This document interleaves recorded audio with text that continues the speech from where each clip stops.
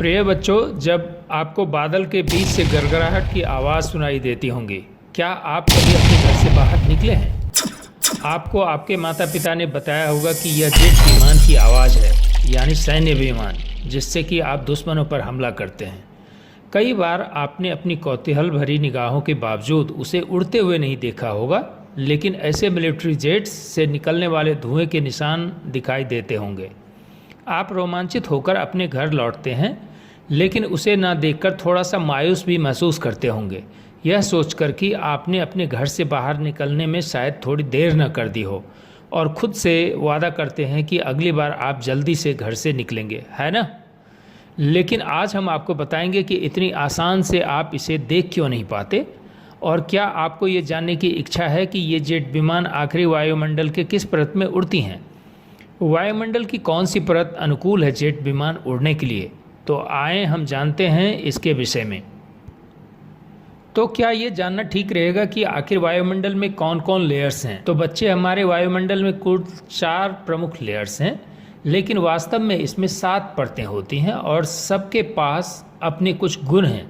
कहीं बादल की हलचल और कहीं बिल्कुल शांत, बादल की हलचल और कहीं बिल्कुल शांत, कहीं बेहद ठंडा तो कहीं लोहे को मिनटों में पिघला देने वाली गर्मी, कहीं विकिरण सोखने की क्षमता तो कहीं विकिरण को वायुमंडल में वापस कर देने की क्षमता, कहीं बादलों के गड़गड़ाहट तो कहीं रेडियो तरंगों को रोककर धरती पर वापस भेज देने की क्षमता। आप सभी को टीवी पर डोरेमोन देखना पसंद है ना? और फोन पर दोस्तों से बात करना तो पसंद है या ना? चलें, इसके बारे में हम आगे बात करेंगे। पहले हम आज जेट विमान के बारे में जानते हैं। हमारी धरती के ऊपर वायुमंडल हैं और इनकी 7 परतें हैं।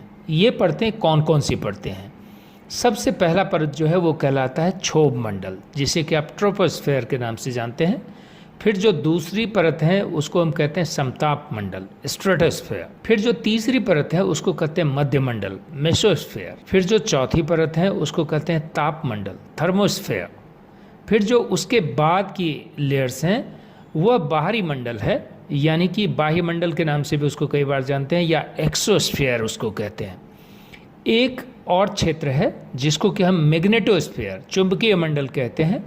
इसके बारे में थोड़े हम अलग से जानेंगे, क्योंकि ये 2 इसी लेयर्स जो आपको हमने ऊपर बताए हैं उसी के बीच में स्थित है, इसलिए ये एक इंडिपेंडेंट लेयर्स तो नहीं है, लेकिन एक लेयर की प्रॉपर्टी के रूप में एक खास तरह से ये अपनी पहचान बना करके रखती हैं।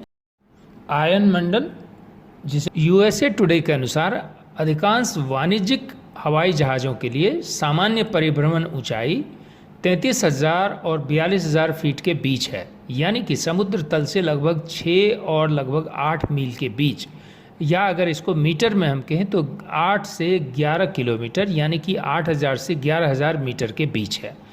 आमतौर पर विमान हवा में लगभग 35,000 या 36,000 फीट उड़ते हैं। निम्न स्तर की तुलना में ईंधन दक्षता में वृद्धि के कारण विमान इस ऊंचाई पर परिभ्रमण करता है। वायुसेना के जेट कितनी ऊंचाई पर उड़ते हैं, ये आपके मन में प्रश्न उठ रहे होंगे।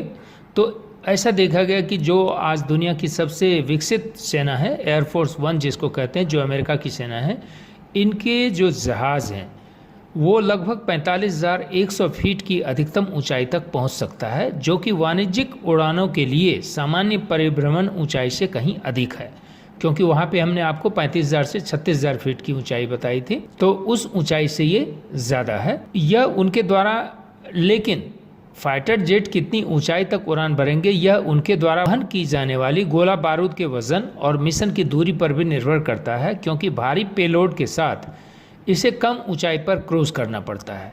इसके अलावा सामरिक रूप से भी यह कम उड़ान भरने का फैसला कर सकता है, ताकि यह रडार को अंधा कर सके या उसे धोखा दे सके। इसलिए आपका क्षोभ मंडल, ट्रोपोस्फेयर, जेट उड़ान के साथ साथ वाणिज्यिक उड़ानों के लिए सबसे उपयुक्त है। इसके अलावा यहाँ सभी मौसम गतिविधियाँ भी होती हैं। यह मौसम परिवर्तन के लिए जिम्मेदार है। तो आपने देखा होगा कि कई बार आकाश में गड़गड़ाहट या बिजली गिरने पर आपकी उड़ानें डाइवर्ट हो जाती हैं, या कभी कभी टकराने पर दुर्घटनाग्रस्त भी हो जाती हैं। तो इस वजह से जो ट्रोपोस्फेयर है आपका, वह सबसे इम्पॉर्टेंट लेयर है आपके लिए, क्योंकि इसमें आपकी हवाई जहाज़ उड़ती हैं, इसमें आपके मौसम का बदलाव निर्धारित होता है, इस तरीके से आज हमने ट्रोपोस्फेयर और इसमें होने वाली गतिविधियों के बारे में जाना। उम्मीद करते हैं कि आपको ये कंटेंट अच्छा लगा होगा। हम दूसरे लेयर्स और उनकी विशेषताओं के बारे में अगले वीडियो में जानेंगे।